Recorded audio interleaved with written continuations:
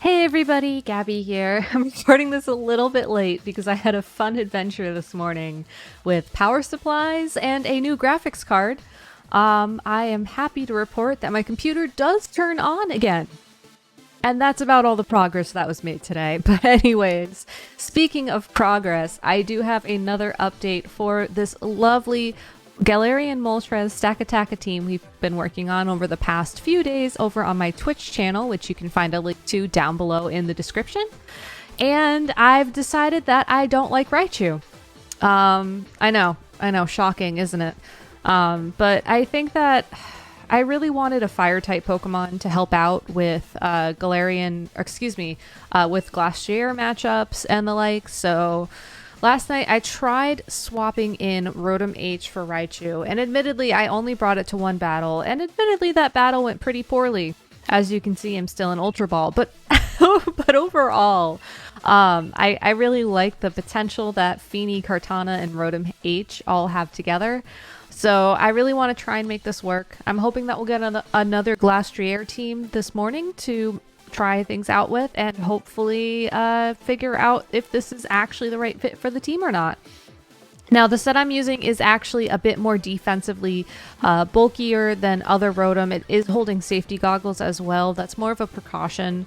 Also because Tapu Fini is holding the Citrus Berry. I think I might change that long term, but this was just the Rotom that I already had trained from my own Glastrier team, which is why I decided to just kind of pop it in there. So, team building is very modular, kind of like building a PC, except nothing is dead on arrival, which is great. Anyways, so the team we're facing is Cinderace or Shifu, Galarian Moltres Mesprit, which is interesting, Regieleki, and Mamoswine. Now, everything on this team is fast. It is worth noting, though, that the the Mesprit can imprison Trick Room. So that is something that we will have to keep an eye out for, but overall I feel definitely Tapu Fini, Stack Comfey, and then for the last Pokemon, either Moltres or Rotom. I'm going to try Rotom. Yeah, let's try Rotom. I don't want to bring the Kartana as my last Pokemon because the Cinderace and the Urshifu are just kind of scaring me a little bit, and admittedly Galarian Moltres might have been the better pick just because the Galarian Moltres can handle the Urshifu without having to worry if it's dark type or water type. I am making a bit of a guess here that this is going to be the dark type Urshifu, though looking at the actual composition of my opponent's team and just how it's structured and all that stuff, I think that might be a bad assumption. Now, going into this turn one, I am going to go ahead and Dynamax Trick Room. I am going for the Dynamax just because I don't want this Cinderace to try and Max Knuckle through my Protect onto my Stack Attacka. That's just going to do too much damage. If I were more comfortable with Stack Attacka, which I'm getting there, I might have just protected and let the roll happen, but it looks like my opponent isn't actually going for Dynamax, so maybe just a plain old high jump kick, or alternatively double into the Comfey, which is another thing that would really just ruin my day. So I don't know. I'm still also figuring out the best way to get Trick Room set up. So it does look like my opponent is going for at least one attack into each, which means there's should be no way that this picked up a KO. I don't think a Iron Head from a Cinderace will KO with Babbery. Yeah, it did about 50, so that's totally fine. Perfectly happy with that. Not happy with that. Alright, so the flinch isn't great. Iron Head can flinch. How could I forget? Alright, so let's see, this puts us in a really bad spot, unfortunately, so okay, I doubled into the Regieleki, thinking that if this Cinderace goes for the KO on Comfey, then the Regieleki is the Pokemon that I want off the field. I also went for Draining Kiss into Regieleki, Just because, one, it could be Focus Sash, though I highly doubt it, especially given the hard switch that we just saw it deliver. But more importantly, I was thinking, okay, if my opponent is down to their last couple of Pokemon, you know, I don't want the Regieleki to be facing off against the Tapu Fini, especially if it is a choice item like what it appears to be. So fortunately, the Mamoswine will get knocked out by both those hits, so that's good. Still do have to worry about the Cinderace, but I think what I'll do is send in my Rotom next and have Rotom deal with it.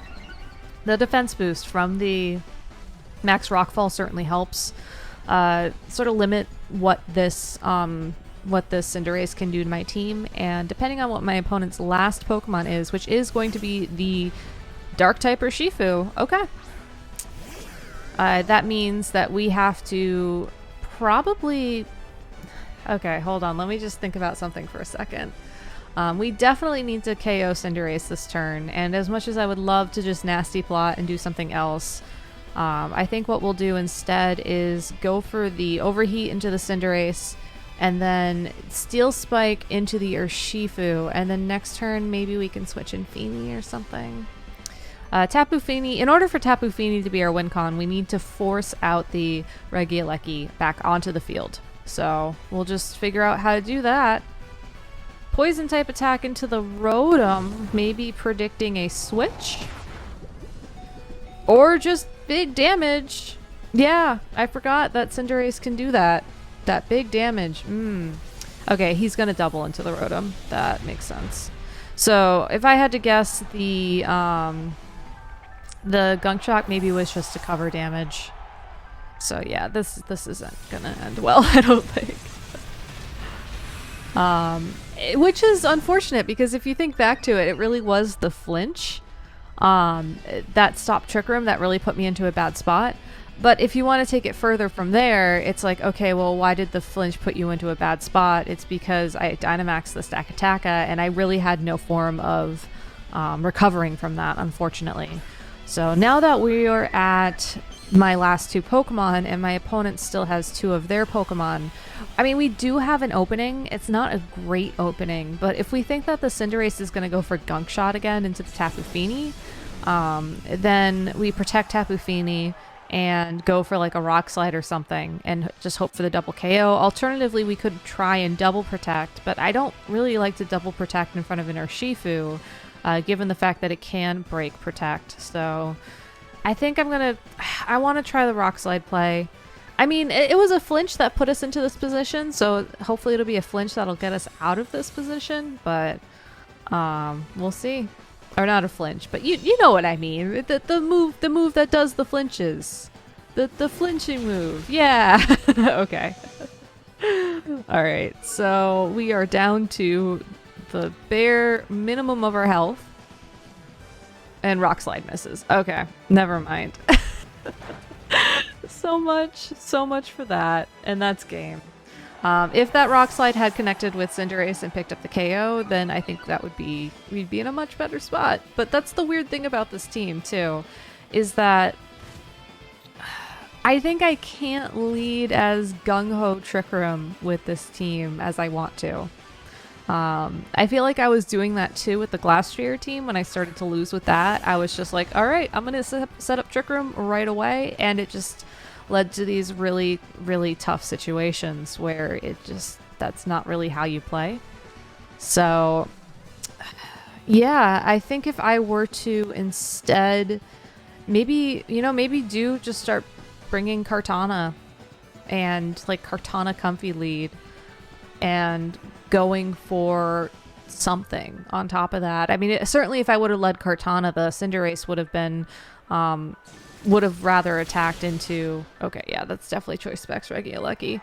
Oh, never mind, it crit. It would have attacked the Kartana, and then it wouldn't have been possible for the flinch, but so it goes, as they say, so it goes. So yeah, moral of the story, don't lead Gung-Ho Trick Room in Series 7. Like, I think this is actually pretty concrete evidence, so... My next steps for building this team, I think, are to sit down and really consider what I want to do for leads and like how I want to play things. Yeah, I do want to see your team. Okay, Life Orb, Cinderace, no surprise. Max Speed, Libero, Pyro Ball, Bounce, Iron Head, Gunk Shot. So dropping the traditional fighting type coverage for Gunk Shot, which I think is a pretty interesting tech. Urshifu with black glasses. Okay, that's pretty standard. Weakness policy on Moltres. Mesprit with safety goggles. Imprison Trick Room. Okay, so I was right that that existed. That's good. And Specs Regieleki. All right. So yeah, and Sash on Mamoswine. So I'm like thinking the right things. I'm just not executing on them. So I think my next step before stream tomorrow is going to be to sit down and try and think about how I can lead with this team without necessarily like boxing myself into these situations where I either get Trick Room or I don't. And that's very much a personal problem. It's something I've really struggled with in the past. So hopefully it'll get better this time around. Anyways, if you like this video, if you like my YouTube content, please do not forget to like, comment, and subscribe. Every time you interact with my videos, it actually helps YouTube know that they should, tell other people about my videos via the recommended slots that appear on the side of your screen. So it really does help me a lot. So thank you so much for that support already. And yeah, I'll see you tomorrow night. That is a Thursday night starting at 7 p.m. Eastern over on my Twitch channel, twitch.tv/simplygabby, for hopefully more laddering with this team and figuring out how the heck we play with it. So until then, I'll see you later. Have a good day, everybody.